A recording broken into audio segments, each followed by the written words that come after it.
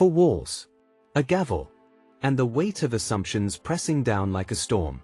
Marcus Taylor, a black veteran, stands accused, misjudged, and underestimated.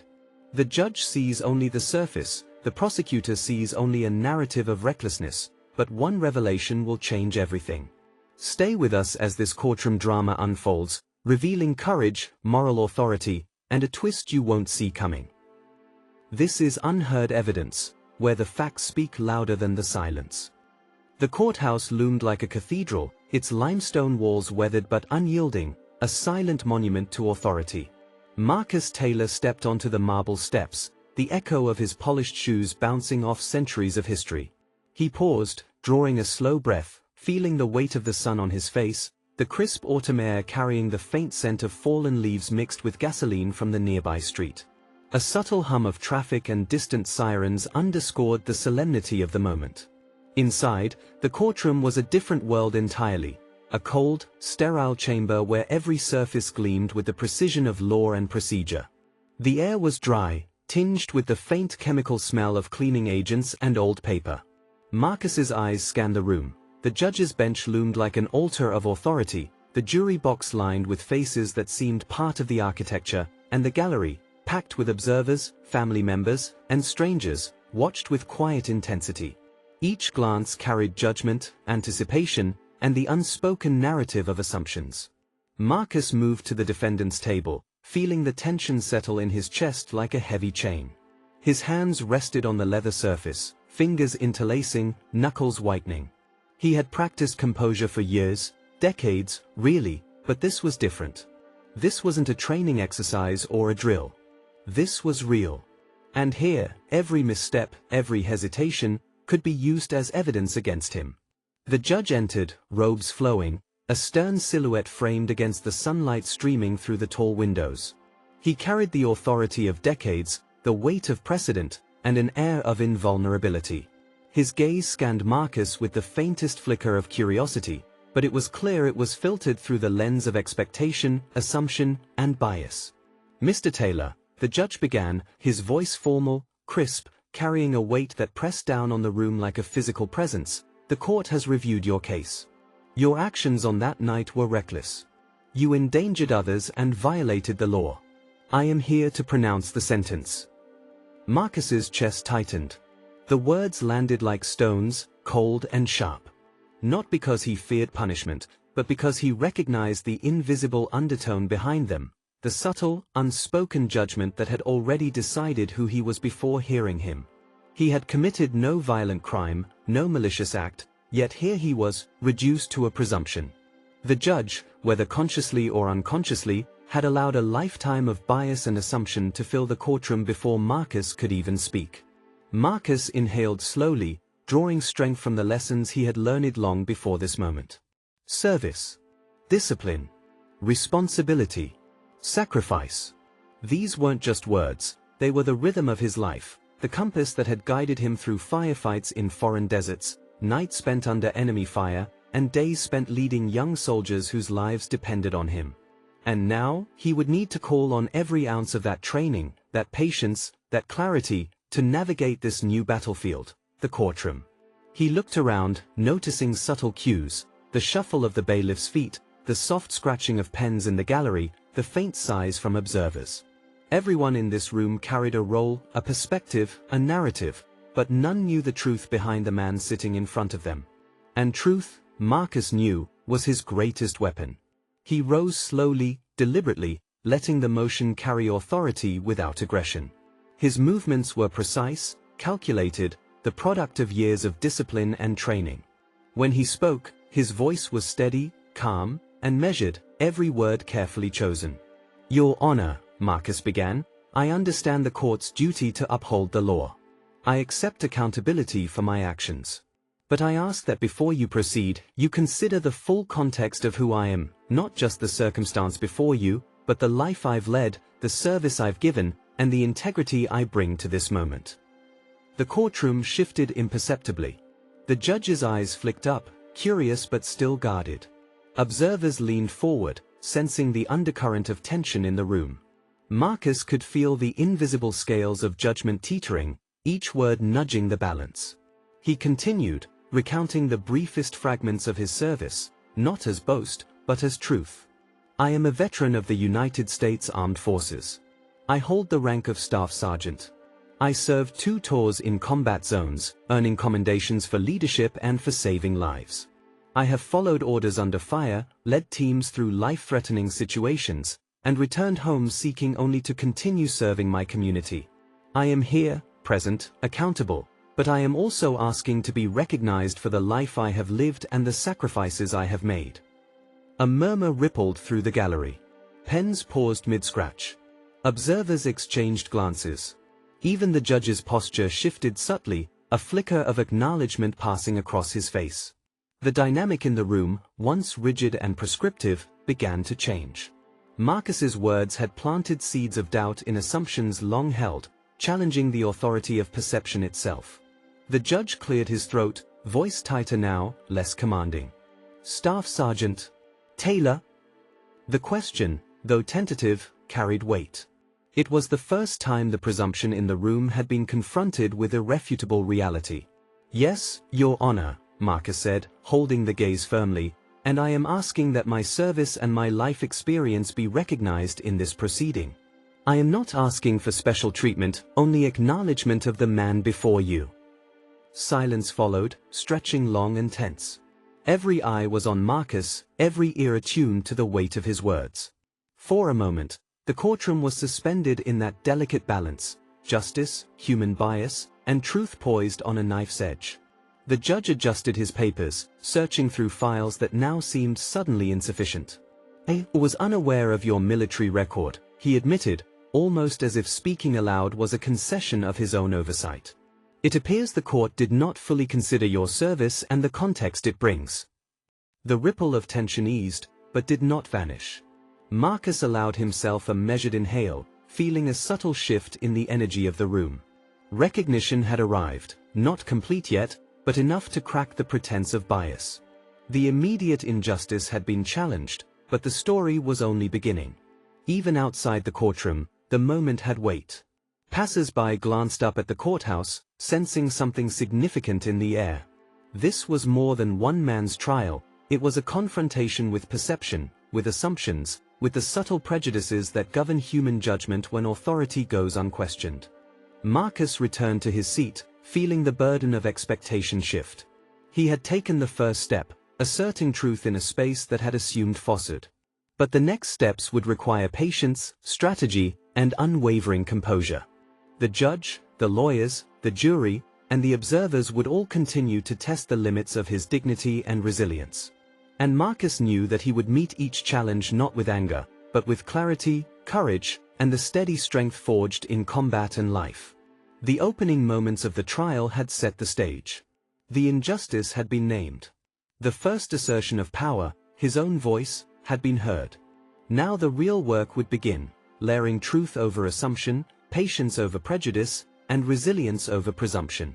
Every detail, every glance, every subtle exchange in this room would matter, building toward the revelation that would not only alter his sentence but awaken the consciousness of every observer present.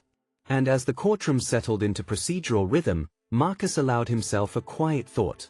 Justice, like courage, is often a slow burn. But when it ignites, it transforms everything in its path. Marcus Taylor's story did not begin in the courtroom. It began years earlier, in a neighborhood stitched together with the echoes of jazz and the hum of streetlights. A place where the air sometimes smelled of fresh-baked bread, other times of despair, where children played in yards alongside the roar of passing traffic, and where families struggled to hold on to dignity against the quiet oppression of systemic inequality. Marcus was born the third of 4 children, the first son, and his parents instilled in him a sense of responsibility almost from the moment he could walk. His father, a factory worker with hands like leather, taught him that labor was sacred and that pride could be found in effort, not just reward. His mother, a schoolteacher, believed in the power of knowledge and the necessity of moral courage, teaching him that standing up for what was right sometimes meant standing alone. Even as a boy, Marcus had a keen awareness of the world's unfairness. He remembered walking home from school, watching police cars roll by in slow, deliberate patrols, noting the lingering glances that seemed to weigh black bodies differently than white ones. He felt it in the casual dismissals from shopkeepers, the raised eyebrows when he entered certain spaces, the whispered caution in neighbors' voices. Yet in these early years, he also learned resilience, the kind that doesn't roar but survives, persists, and prepares for battles yet unseen. By the time he reached high school, Marcus had developed a quiet intensity, a drive to prove himself not through confrontation but through excellence. He excelled academically, though he often felt the sting of microaggressions from teachers who assumed less of him, from peers who judged him before knowing him, and from institutions designed to favor those with inherited privilege. Sports became an outlet, a field where discipline, strategy, and teamwork leveled the playing field in a way the world outside rarely did. He discovered early that leadership wasn't about command, it was about earning trust, carrying responsibility, and protecting those who couldn't protect themselves. When he graduated, Marcus made a choice that would define his adult life. He enlisted in the United States Armed Forces. The decision wasn't made out of naivety or a desire for adventure alone. It was a calling to serve, to test himself, to wield his abilities for something larger than himself. Boot camp was a crucible. The drill instructors were merciless, their eyes sharp, voices like hammers, and their expectations unrelenting. Marcus thrived under the pressure, not because it was easy, but because he had already endured the subtler crucibles of life: poverty, prejudice, and the unspoken expectation that he must always be more, do more, to be seen at all. He learned to endure the fatigue, the physical pain, the mental strain, and to emerge not only intact but stronger. He was deployed first to a desert region, where heat hung heavy, unrelenting, and sandstorms swallowed everything in their path. Nights were the hardest, filled with sounds that no civilian could imagine, explosions distant but deafening, the crackle of gunfire that never truly left the ears, and the oppressive silence between incidents that felt like it would suffocate the soul.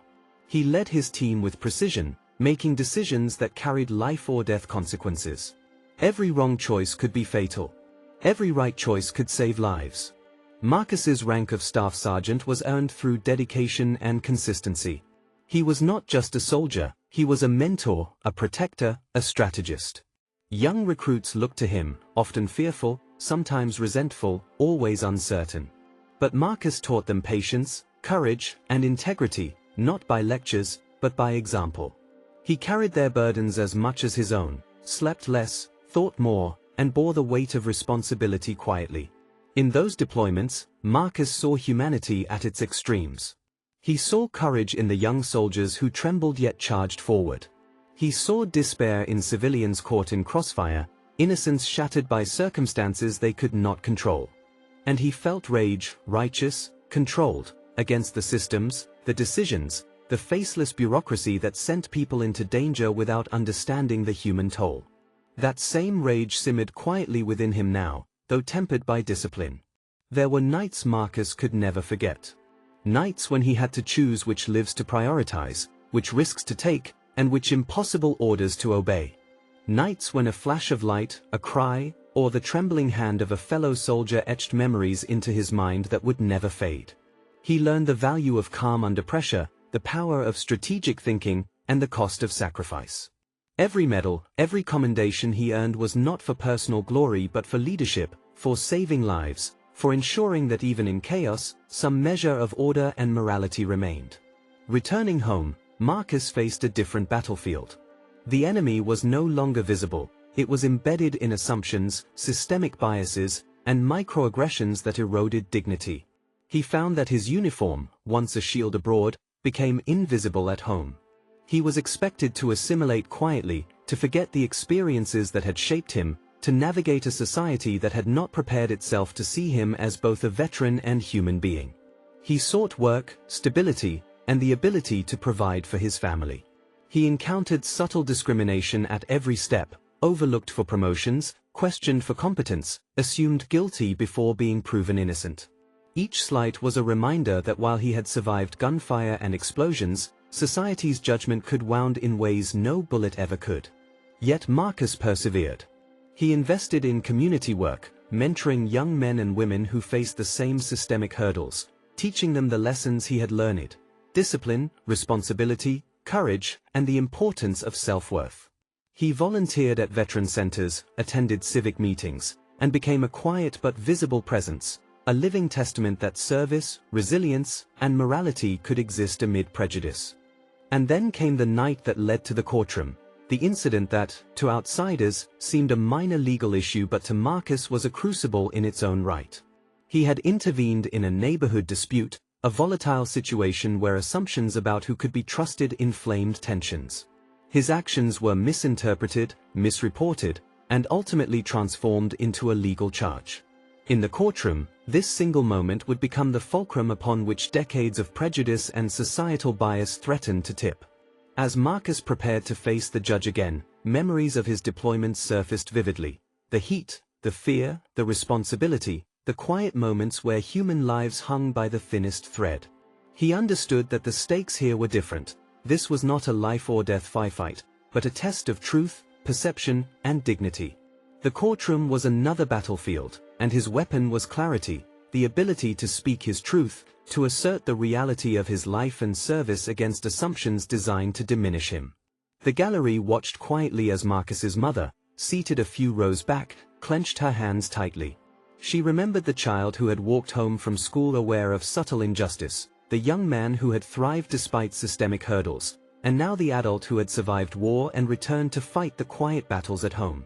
Her heart ached and swelled with pride simultaneously. Marcus's younger siblings, some now adults themselves, studied him with admiration and trepidation. They saw not just a brother, but a man who had navigated life's extremes, from streets shadowed with bias to foreign battlefields, and who now faced yet another test of resilience. Their support, though silent, lent him a quiet strength, the reminder that his actions affected not just himself, but everyone who had invested in his journey. The courtroom, the judge, the lawyers, they all awaited the next act. Marcus knew that revealing his military service fully, articulating his lived experience, and connecting it to the injustice before him would require not only courage but careful orchestration. Each word, each pause, each glance would carry meaning. Misstep could reinforce bias, precision could illuminate truth. And as he sat, muscles taut but mind steady, Marcus reflected. This moment, like his deployments, required vigilance, clarity, and integrity. He would face scrutiny, but he would not flinch. He had survived far greater trials. This trial demanded something different, a moral clarity, an assertion of humanity, and the courage to confront prejudice with undeniable truth. The courtroom felt smaller now, tighter, more oppressive. Marcus sat at the defendant's table, hands folded, eyes scanning the room. Every person seemed to carry a judgment, though none had heard his side in full. The air vibrated with quiet whispers, speculation, curiosity, judgment, all converging toward him like unseen currents. He could feel the weight of expectation and bias pressing down, even before a single word of testimony was spoken. The prosecutor stood first, a sharply dressed man whose presence was equal parts confidence and condescension. His eyes lingered on Marcus in a way that suggested he had already decided the verdict. "Your Honor," the prosecutor began, voice smooth and deliberate, "the evidence in this case is clear. Mr. Taylor's actions were reckless, creating unnecessary risk to bystanders and disregarding the law. While he may be a veteran, his status does not excuse his behavior." A murmur passed through the gallery. Some nodded, accepting the assertion, others frowned, sensing a subtle dismissal of the human element. Marcus's jaw tightened slightly. The prosecutor's words were precise, but their precision carried arrogance, the assumption that a soldier's discipline and judgment could somehow be irrelevant outside combat. Marcus stood, calm, deliberate, and met the prosecutor's gaze. "With all due respect," he said, voice measured but firm, "I acknowledge the court's duty to uphold the law. However, I also ask that my actions be seen in full context. I have led soldiers in combat, navigated life-or-death scenarios, and made decisions under extreme pressure. Every life mattered then, and every life matters now. What may appear reckless is rooted in training, responsibility, and an understanding of human behavior." The judge's eyes flicked from Marcus to the prosecutor, a hint of uncertainty breaking through his previously unwavering demeanor. He was recalibrating, unconsciously sensing the difference between assumption and truth. Yet, the challenge was far from over. The prosecutor was ready to push, to assert authority, to re-establish control over the narrative. Mr. Taylor, the prosecutor said, voice sharpening, your argument appeals to experience that is not directly related to the circumstances of this case. The law is clear, and precedent does not bend for personal history. Do you understand that your rank, commendations, and battlefield experiences do not negate accountability? Marcus inhaled, letting the word settle. He could feel the subtle tension in the room rise, a tight coil of expectation. I understand, sir, he replied evenly. But accountability also requires understanding context, not just assumptions. The law is not blind, nor should it be deaf to the realities of a person's life, particularly one who has been trained to assess, mitigate, and lead under extreme conditions. I am not seeking immunity, I am seeking recognition of reality, so that justice is informed, not just procedural. A shift rippled through the gallery. The judge leaned forward slightly, his fingers tightening on the desk.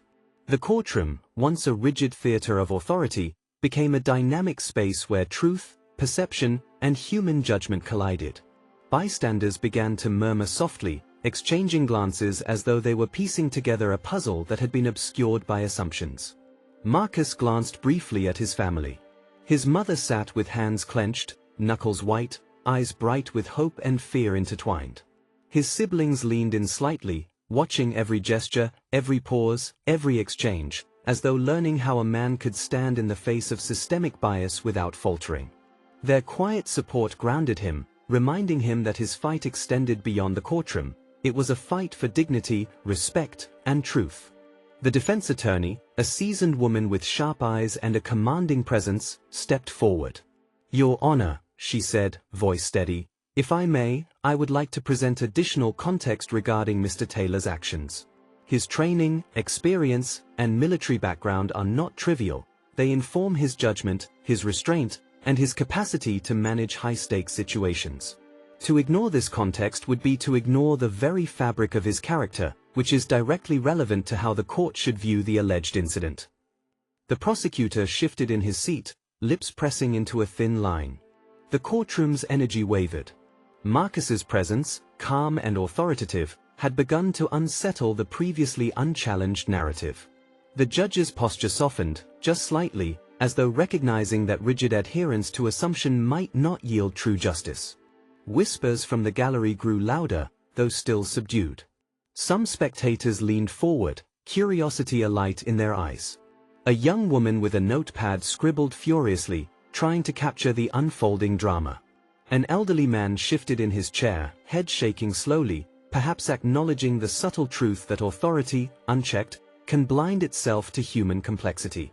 Marcus's mind, trained in split-second decision-making under life-threatening conditions, now worked at a slower, deliberate pace. He anticipated challenges, potential misinterpretations, and the subtle cues of bias that could undermine the court's understanding. He chose each word, each pause, each gaze, with precision, understanding that in this environment, perception was as powerful as fact. Your Honor, Marcus continued, I am here, accountable for my actions. But I also ask that the court consider not just the immediate incident, but the cumulative context of my life. My decisions are informed by decades of service, by responsibility for lives, and by moral duty under extreme conditions. This is not an appeal for special treatment, it is an assertion of truth, which I hope will guide the court to a just and informed conclusion. The judge's eyes lingered on Marcus. A subtle change had occurred. The assumption that had permeated the room was no longer unchallenged. There was a pause, heavy with expectation, as though the room itself awaited the unfolding of truth. The prosecutor, sensing his control slipping, leaned forward aggressively. Mr. Taylor, he said, voice low but sharp, the court does not make exceptions for background or rank. You are here to answer for the alleged actions.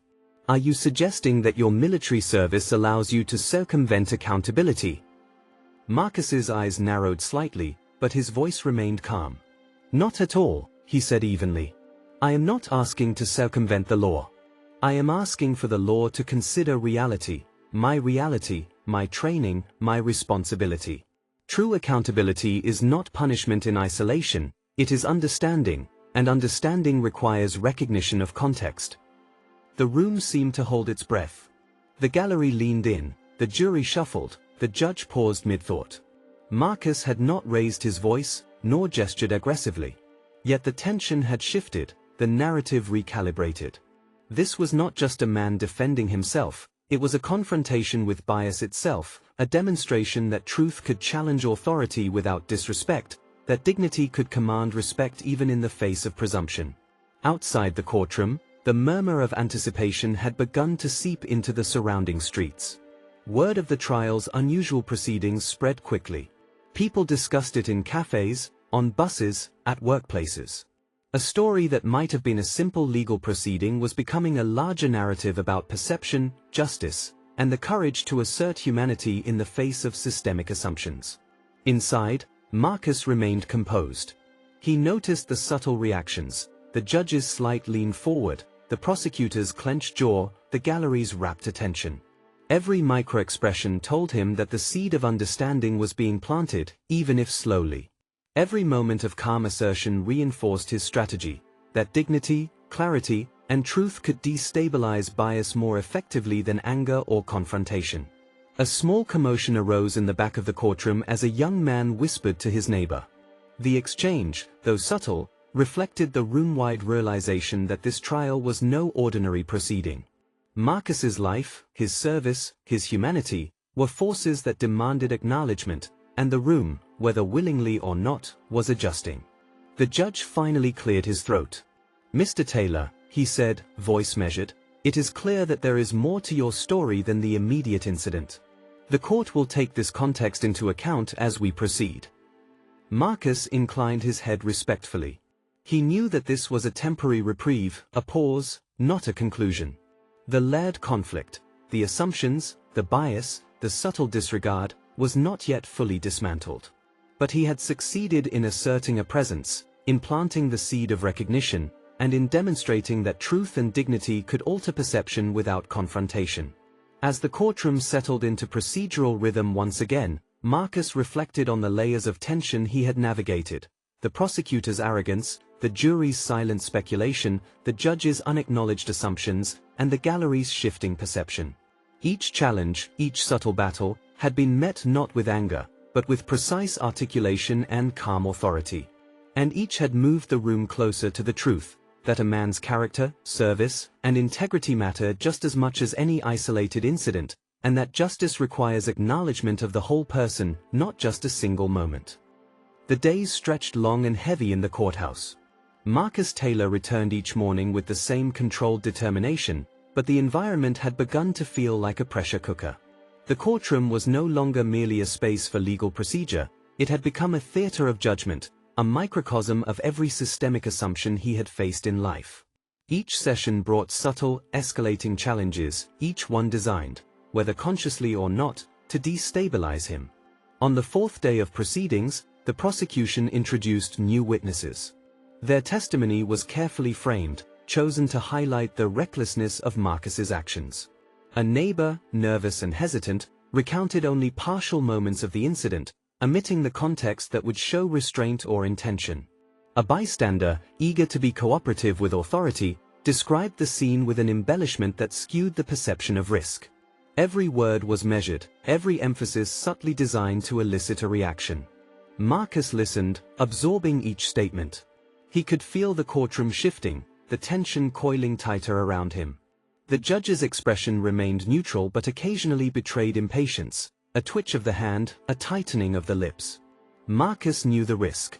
The judge had the power to influence perception, consciously or unconsciously, through tone, body language, and subtle cues. He rose once more, his voice calm, steady, resonant. "Your Honor," he began, "I do not dispute that the moment was tense. I understand how the observations may appear isolated from context. But I ask that the court consider the entirety of circumstances, the intent, the training, the responsibility, and the fact that my actions were measured to prevent harm. Context is not an excuse, it is reality." The prosecutor leaned forward, frowning. "Mr. Taylor, you seem to suggest that training and rank can override legal accountability. Are you implying that your military service places you above the law?" Marcus shook his head slowly. Not above, sir. I am asking that the law be applied fully, with acknowledgement of all relevant context. Accountability includes understanding the circumstances, not ignoring them. My rank, my experience, they shape my judgment and provide insight into why my actions were measured and responsible, even if they may have been misinterpreted. A subtle tension began to ripple through the courtroom. Observers shifted in their seats, some leaning forward, some whispering to each other. Even the jury, previously silent and impassive, seemed to react to the quiet confidence in Marcus's voice, the combination of lived experience and moral clarity. Yet, the battle was far from over. Outside the formal proceedings, tension mounted further. Media coverage had begun to leak, bringing heightened scrutiny. Headlines painted the case in simplified terms: veteran faces charges despite service record, courtroom drama as military background questioned. Marcus was aware of the growing narrative outside, knowing that public perception could influence the trial indirectly. The pressure, both in the room and beyond, pressed against him like a storm, threatening to erode composure. During one session, a seemingly small event nearly rattled him. A young clerk accidentally shuffled papers incorrectly, causing the judge to question Marcus's documentation. Though minor, the interruption amplified the courtroom tension, giving the impression of disorganization, incompetence, or unpreparedness.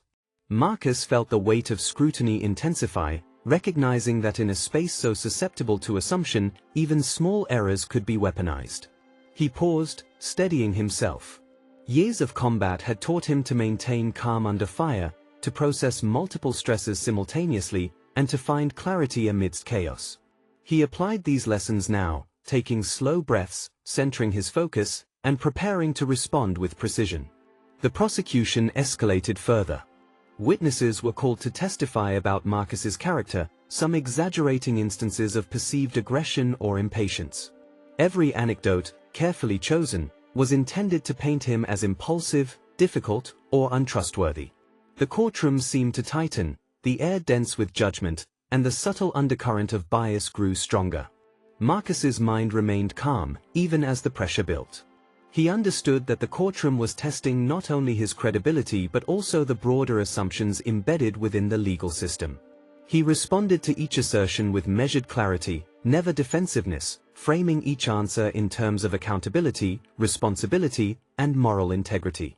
One particularly tense moment occurred when a witness suggested that Marcus's prior military service might have hardened him in ways that made him dangerous. The implication was subtle, insinuating that a soldier could be reckless, rigid, or unempathetic outside the battlefield. The courtroom's collective attention sharpened, and a whisper ran through the gallery.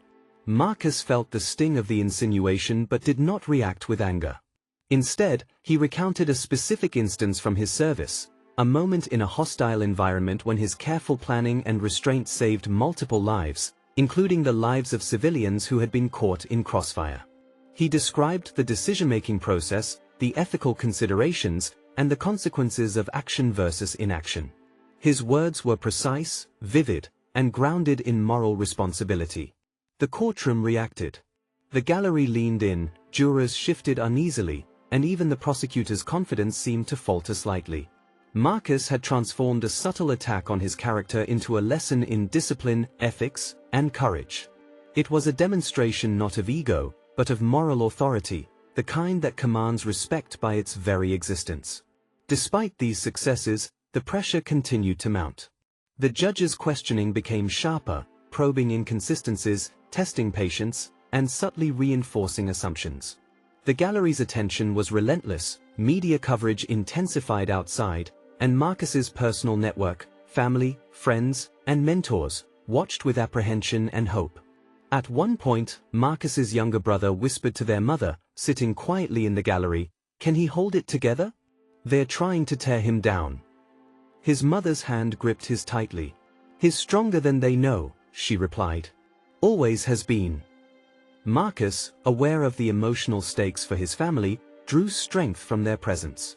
He understood that his composure was not only for the courtroom but for those who had invested in him, those who had believed in his integrity when the world had attempted to obscure it. Every word, every gesture, Every pause was calculated to demonstrate the truth of his character, to uphold dignity in the face of mounting prejudice. As the day progressed, minor procedural challenges threatened to derail momentum.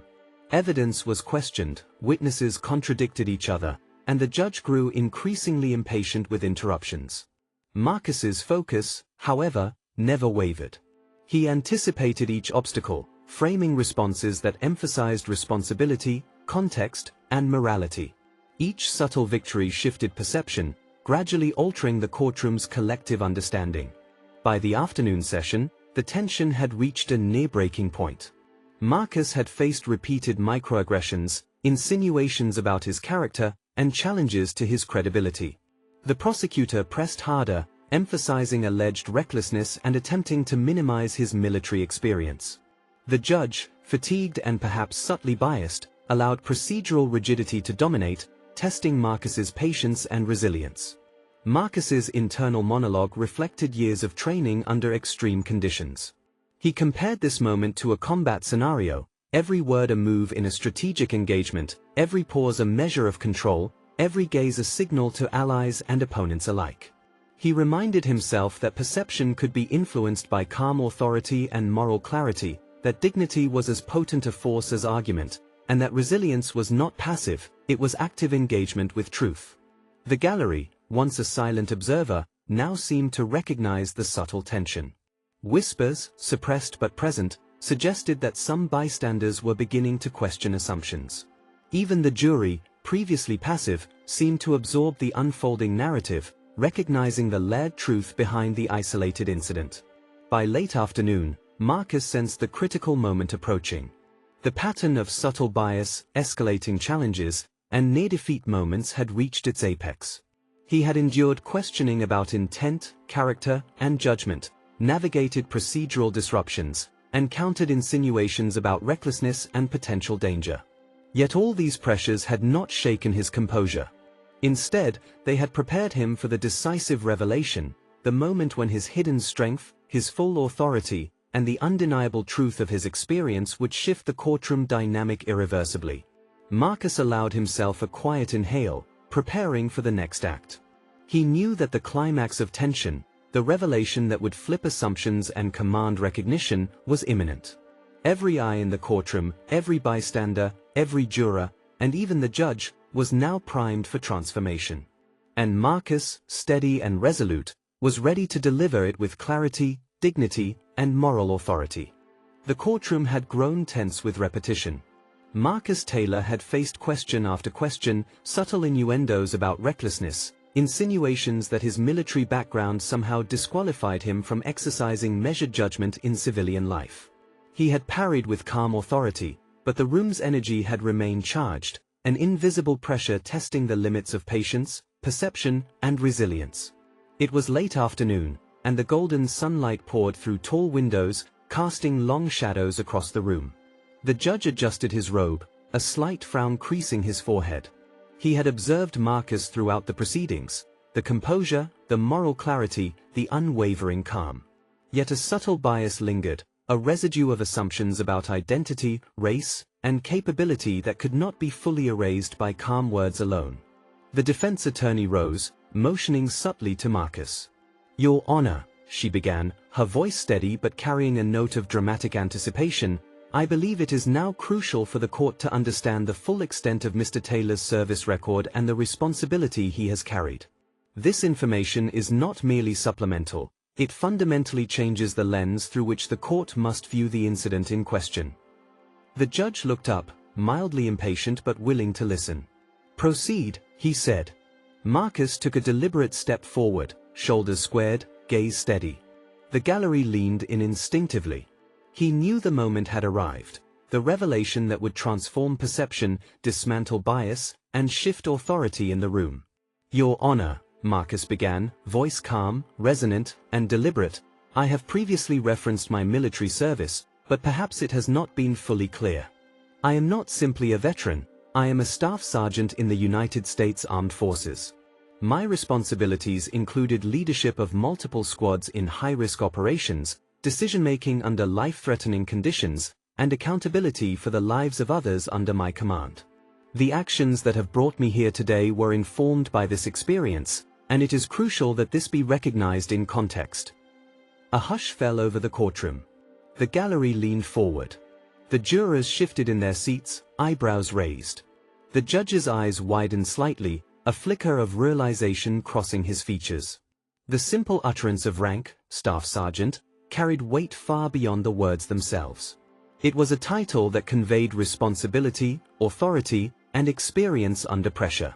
It was a credential that demanded respect, commanding acknowledgement from the very system that had attempted to reduce him to presumption. The prosecutor's mouth opened, then closed. He shifted uncomfortably in his seat, realizing that the narrative he had relied upon, an assumption of recklessness and misjudgment, was about to crumble under undeniable truth. "You're Sergeant Taylor," he began, voice faltering slightly. "Are you suggesting that this rank and experience should alter the court's evaluation of your actions?" Marcus shook his head slowly, maintaining calm authority. "Not alter, sir. Inform. Understanding my background allows the court to see why my actions, while perhaps misunderstood, were measured, responsible, and morally guided. True judgment requires context. I am accountable, but I am also asking that accountability be informed by reality, not assumption." The courtroom energy shifted palpably. Observers whispered in low tones, exchanging glances that reflected surprise, curiosity, and reconsideration. Even the jury, previously composed and neutral, now leaned forward, absorbing the weight of the revelation. The judge cleared his throat, the creak of his chair echoing in the quiet room. "Staff Sergeant Taylor," he said, voice measured, "it appears that the court has underestimated the scope of your experience. This changes the perspective with which we view the incident. Please continue." Marcus's defense attorney nodded subtly. "Thank you, Your Honor. I would like to highlight that the qualities associated with this rank, leadership, accountability, strategic thinking, and ethical responsibility, directly counter the notion that Mr. Taylor's actions were reckless. Every decision he made was informed by a lifetime of service and experience in high-stakes scenarios." He continued, providing vivid examples from his military history, nights in hostile zones where split-second decisions saved lives, moments of moral calculation where inaction could have cost civilians and soldiers alike, and the careful observation required to lead teams under extreme pressure. Each anecdote was precise, evocative, and humanizing, demonstrating not bravado, but moral integrity and responsibility. The gallery reacted. Whispers grew louder, subdued yet charged with recognition. Spectators who had assumed recklessness now absorbed the reality of discipline under pressure. The courtroom, once a static theater of bias, had become a dynamic space where truth, authority, and respect were reasserted. The judge leaned back, eyes fixed on Marcus. "It is clear," he said slowly, "that the court must reconsider its earlier position. Rank and experience are not absolution, but they are relevant to evaluating intent, judgment, and responsibility. I appreciate your clarification, Mr. Taylor." Marcus nodded respectfully, maintaining poise. He could feel the subtle shift in energy. The immediate injustice that had hung over him was cracking. The assumptions that had driven the courtroom's initial dynamics were giving way to acknowledgement, respect, and a recalibrated understanding of truth. The prosecutor, regaining composure, attempted one last challenge. "Even so, Mr. Taylor, the fact remains that the incident occurred. Regardless of your rank or experience, actions have consequences, correct?" Marcus's response was deliberate, calm, and morally grounded. "Yes, sir. Accountability is not optional.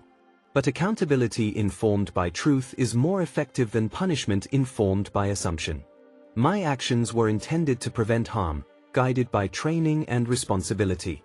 If the court recognizes this, the evaluation becomes complete, fair, and just." The judge nodded slowly. The gallery leaned in, the tension dissipating slightly as clarity emerged. The microdrama, the layered conflict, and the near-defeat moments of the past days converged toward a revelation that could not be denied. Marcus had transformed the courtroom dynamic, not through confrontation or anger, but through calm authority, clarity, and moral integrity. A low murmur spread across the gallery. Observers exchanged glances that reflected both surprise and respect. The jury's posture shifted. Jurors whispered quietly among themselves, weighing new perceptions. Even the prosecutor, previously confident and assertive, seemed to acknowledge that the narrative had changed irrevocably. Marcus returned to his seat, muscles relaxed but mind alert. He understood that this was the pivotal moment, the twist that reoriented assumptions, recalibrated authority, and demonstrated the power of truth paired with dignity. The immediate injustice had been confronted, and the courtroom now recognized the unassailable weight of his life experience, his moral authority, and his leadership. Outside, the story began to spread. News outlets caught wind of the revelation, Veterans Rank Forces courtroom reconsideration, Staff Sergeant exposes bias in trial, truth and service reframe justice. Marcus's measured actions had transformed not only the courtroom's perception but also the broader narrative, a story of resilience, dignity, and moral authority confronting systemic bias. As the day ended, Marcus reflected quietly. The twist, the revelation of rank and service, had shifted perception, dismantled assumptions, and prepared the space for dual resolution, immediate correction against unjust judgment and extended closure for dignity, respect, and empowerment. The battle had been arduous, layered, and fraught with tension, but the leverage of truth and authority had prevailed. The courtroom was quiet now, but not in the way of routine proceedings. The air was charged with the weight of realization, of perception being corrected, and of systemic bias quietly confronted. Marcus Taylor sat, composed yet deeply aware of every glance, every shift in posture. He had endured the layered challenges, the subtle prejudice, the microaggressions, the insinuations of recklessness. He had met them all with calm authority and moral clarity. Now, the moment for immediate resolution had arrived. The judge leaned forward, his expression softened by a mixture of acknowledgement and responsibility. "Staff Sergeant Taylor," he said slowly, "it is apparent that the court has previously misjudged the circumstances, influenced by assumptions that were, in part, reflective of systemic biases we must continually confront. Your actions, when viewed in full context, demonstrate responsibility, moral judgment, and leadership. Accordingly, the charges as originally presented are hereby dismissed." A collective exhale filled the room. Marcus's family, seated in the gallery, released held breaths. His mother's hands unclenched, tears forming in the corners of her eyes, a mixture of relief, pride, and recognition of the long struggle her son had endured. His siblings leaned toward one another, whispering softly, amazed at the validation not only of Marcus's actions but of his character, resilience, and integrity. The prosecutor sat frozen for a moment, absorbing the verdict. He had approached this case with confidence rooted in assumption, but now had to confront the undeniable reality. He had underestimated the combination of lived experience, moral clarity, and leadership Marcus embodied. He nodded subtly, an acknowledgement of the truth he had overlooked, though the courtroom still held tension between procedural authority and moral reckoning. Marcus rose, as if to speak, but paused, allowing the courtroom a moment to register the gravity of the situation. Then, with quiet strength, he addressed those present. "Your Honor, members of the jury, and everyone in this courtroom, this moment is not just about me. It is about the principle that justice must account for the full truth of human experience. It is about acknowledging context, responsibility, and dignity. I am grateful for this decision, not as a victory for myself alone, but as a reminder that fairness requires more than assumption, it requires understanding." Whispers of approval swept through the gallery. A juror, previously hesitant, nodded emphatically. A bystander clapped softly, the sound echoing, followed by a ripple of muted acknowledgement. Marcus's words had resonated, not with anger or accusation, but with clarity, integrity, and the quiet power of lived truth. As the courtroom emptied, the impact of the moment extended beyond the legal resolution. Reporters recorded interviews, community members discussed the case, and conversations began to emerge around systemic bias, the recognition of veteran service, and the importance of context in judgments of character. Marcus's story, though personal, had begun to resonate as a universal lesson. Dignity, composure, and moral authority could shift perception, even within entrenched structures. Returning home, Marcus felt the weight of the days, weeks, and years that had led to this moment. Each microaggression, each assumption, each challenge in the courtroom now seemed part of a larger narrative arc, a test not of vengeance, but of resilience, moral clarity, and the power of truth. His family welcomed him with quiet embraces, their relief tempered by admiration. Over the following weeks, Marcus engaged with his community in a new way. He shared his experience openly, speaking at veteran centers, schools, and civic organizations.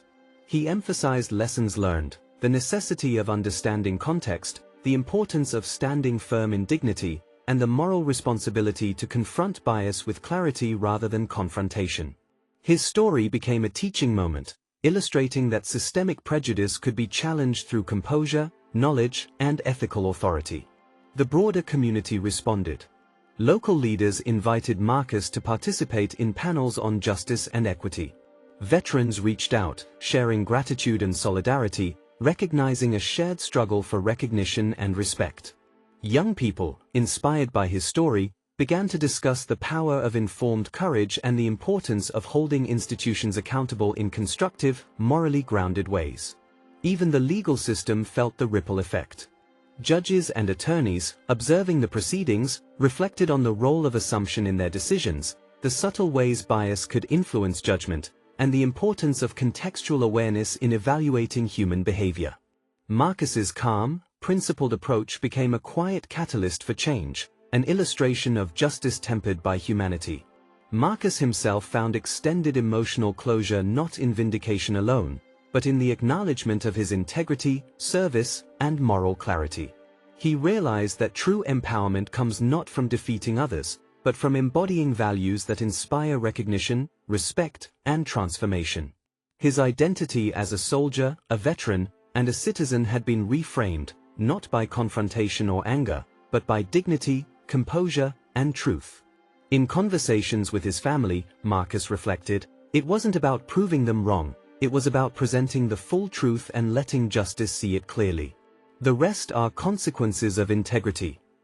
His mother, tears glistening, nodded, you've shown that strength isn't just muscle, it's character, patience, and morality. You've made all of us proud, and more importantly, you've made a statement the world can't ignore.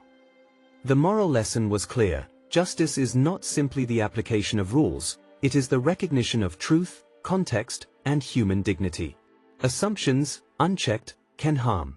Clarity, composure, and principled action can transform perception and create lasting impact.